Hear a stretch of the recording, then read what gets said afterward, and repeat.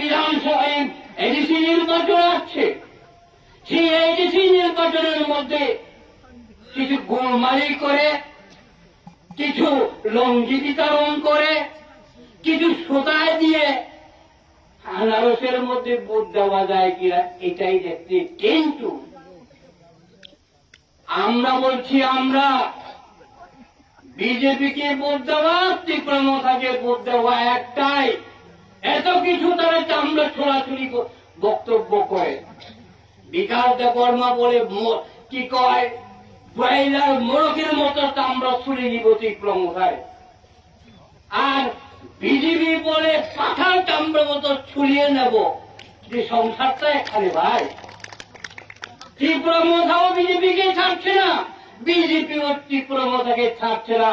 এটাই হয়েছে নাটক, এইটা হয়েছে উপজাতিদের ঠকানোর একটা নাটক।